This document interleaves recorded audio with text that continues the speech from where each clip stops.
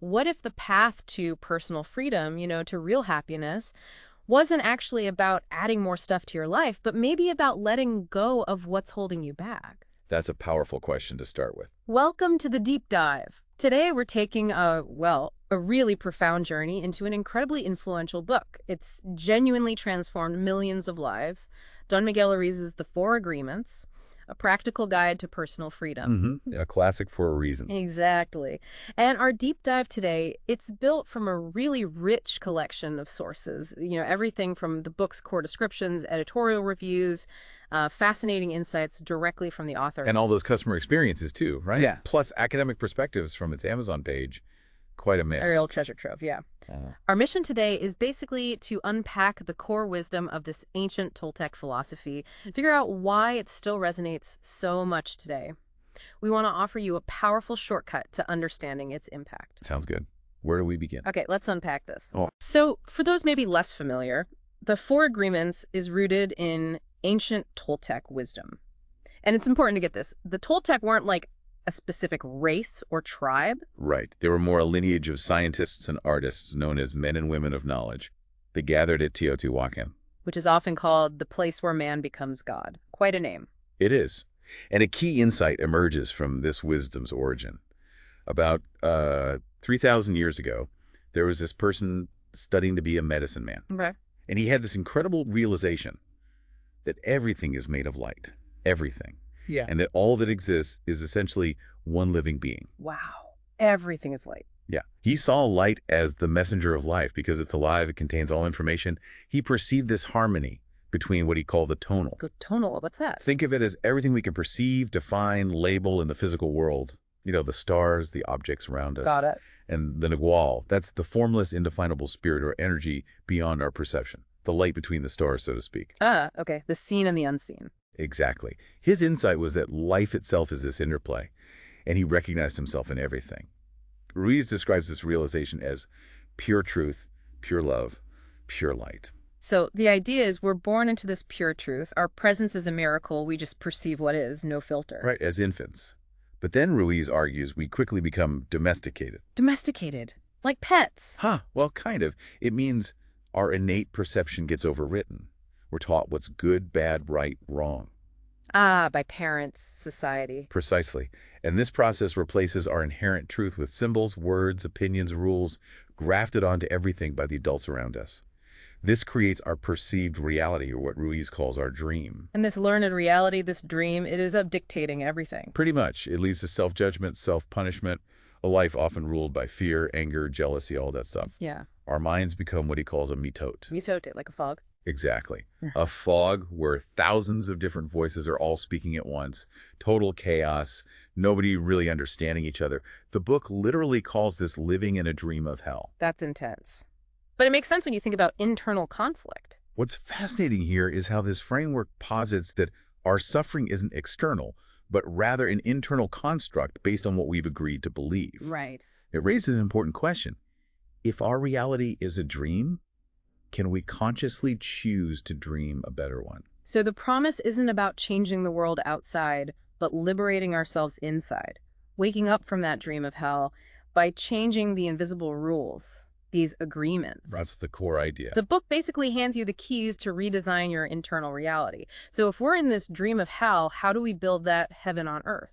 Well, Ruiz offers this powerful, practical code of conduct, the Four Agreements. Here's where it gets really interesting. Ruiz offers a powerful code of conduct to rapidly transform our lives. Let's dive into each of these four agreements, starting with number 1, which he says is the absolute bedrock. Agreement 1, be impeccable with your word. Impeccable. What does that mean exactly here? Not just flawless. Right. Ruiz defines it as without sin, which basically means not going against yourself. It's about taking responsibility for your actions, sure, but without the self-judgment or blame. Okay. The idea is your word has creative power. When it's impeccable, your words spring from love, and they tend to produce a similar reaction in the world and in yourself. And the opposite of that, he calls it black magic. Yeah, and he specifically highlights gossip as the worst form of black magic. That judgmental language that spreads emotional poison. Blame, criticism, destruction. He gives that really sad example, doesn't he, about the child told her singing was ugly. Mm-hmm.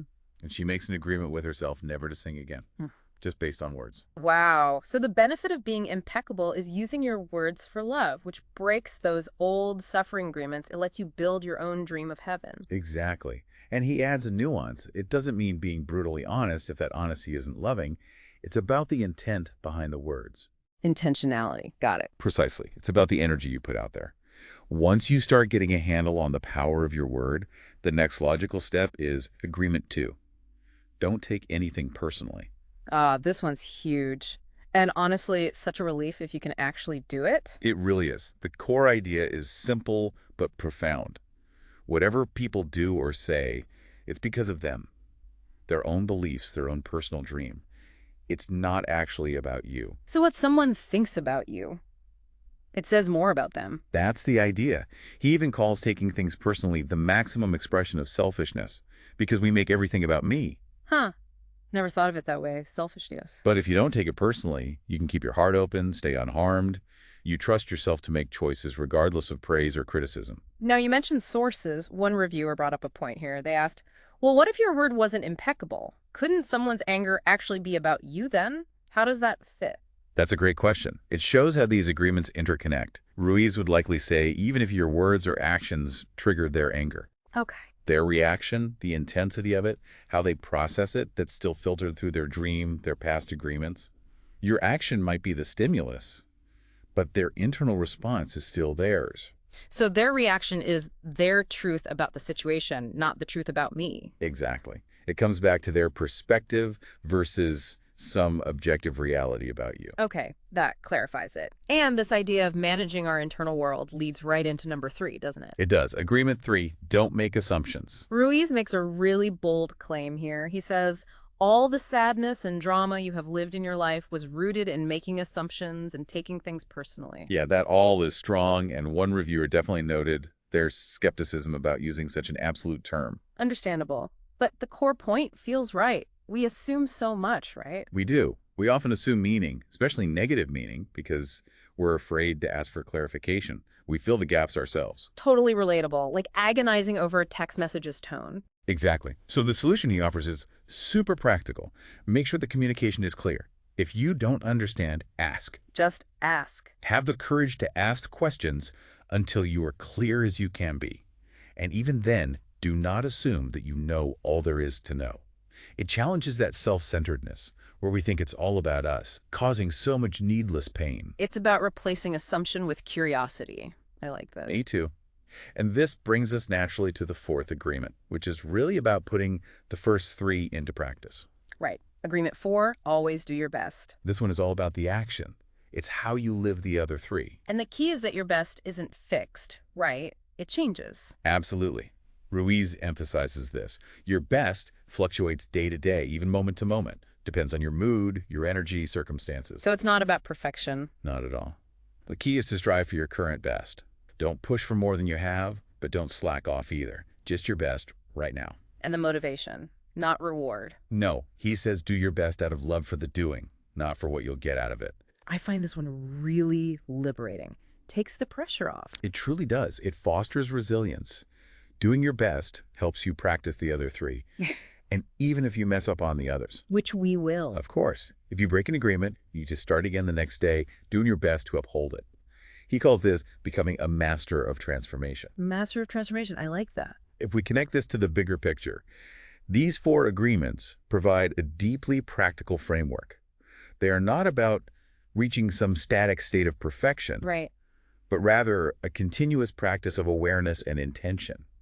And that emphasis on doing your best within your current capacity. It's a very compassionate approach to self-improvement. So once someone starts integrating these 4, where does the journey go next? You mentioned Ruiz with his son Don Jose introduced a 5th agreement later on. That's right.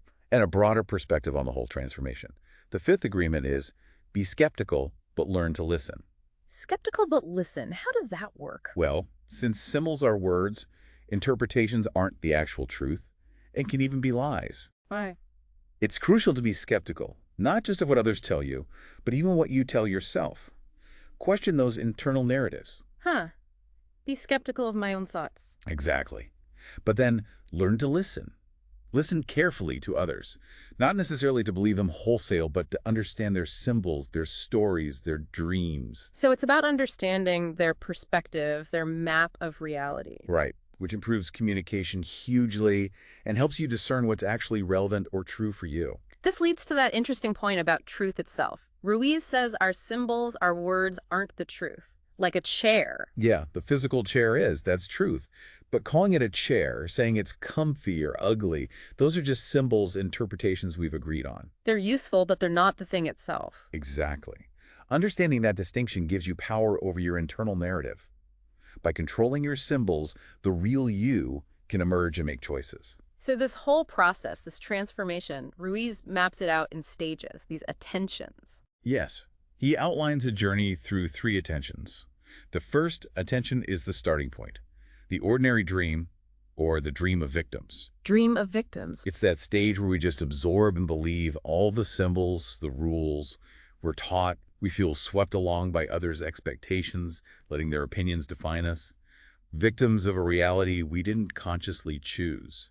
Okay, that sounds familiar for many people starting out. Then what? Then comes the second attention, the dream of warriors.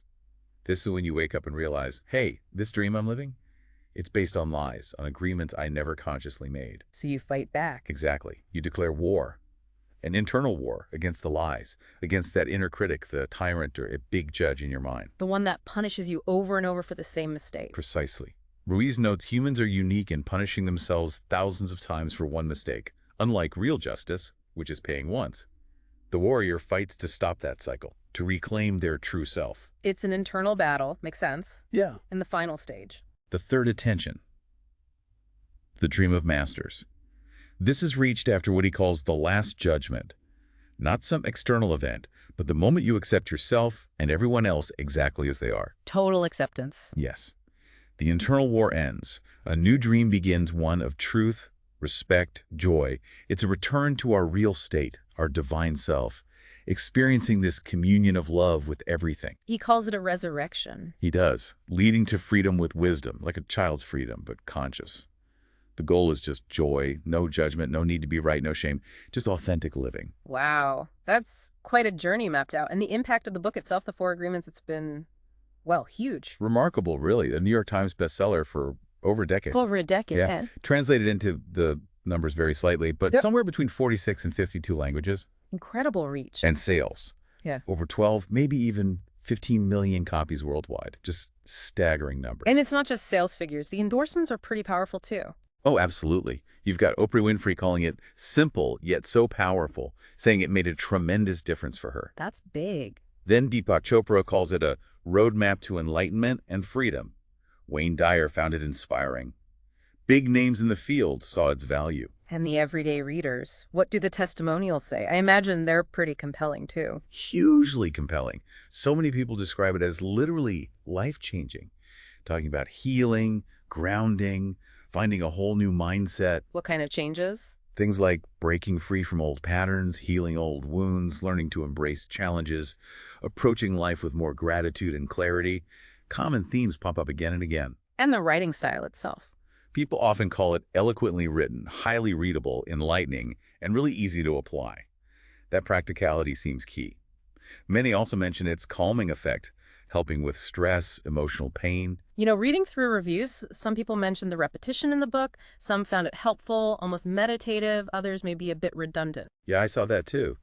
And I tend to agree with the first group. That repetition feels deliberate, like it's meant to really embed these concepts deep down, not just be understood intellectually, like a mantra almost. Yeah, it makes sense for internalizing it. Exactly. It's about practice, not just theory. And then there was that fascinating review, the one from the philosophy and linguistics student. Oh, right. That was different. They argued it's not really New Age. Yeah. They saw it as grounded in modern linguistic theory and philosophy. Their point was, our language-based beliefs are always inaccurate representations of reality. Always inaccurate. Interesting. And that truth, in a practical sense, is based on predictive power, like math or physics, not subjective beliefs.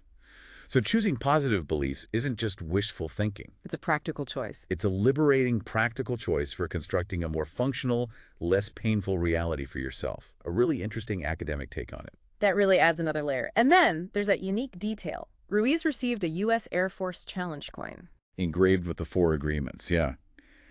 And he's been called a national treasure in Mexico. That's quite a spectrum of recognition. From spiritual leaders to the military to academia. This breadth of reception, it really underscores how universally applicable these principles seem to be. It's rare for something to hit home with such diverse groups. Suggests it taps into something fundamental, that human desire for peace and clarity. So wrapping this up, what does all this mean for you listening right now? This deep dive into the four agreements, it really offers a powerful framework. A way to challenge those self-limiting beliefs we all carry around, to reduce the suffering that comes from our own minds, really. And foster a life with more freedom, more happiness, more love. It feels like a genuinely practical guide for navigating, well, everything. Daily interactions, our own thoughts. Definitely. Understanding these agreements can help cut through that mental fog that Mitoto Ruiz talks about. It can improve communication, help manage emotional pain. And ultimately lead to a more peaceful, more authentic way of living. Especially important in today's world, right? So much noise. Absolutely. It's about finding that inner clarity amidst the external chaos. So we've journeyed from ancient Toltec wisdom through the 4, then 5 agreements and looked at their huge impact. This core idea that our beliefs, our reality, might be fundamentally made up or at least inaccurate. That's a powerful thought. It really is. If that's true, then maybe freedom isn't about finding the right belief system, but about getting really skillful and conscious in navigating the stories we tell ourselves and the ones we hear from others. A continuous practice of awareness. So the question for you to maybe reflect on is, what agreement will you choose to focus on first? We hope this exploration encourages you to consider how these ideas might apply in your own life and to keep exploring that journey toward personal freedom.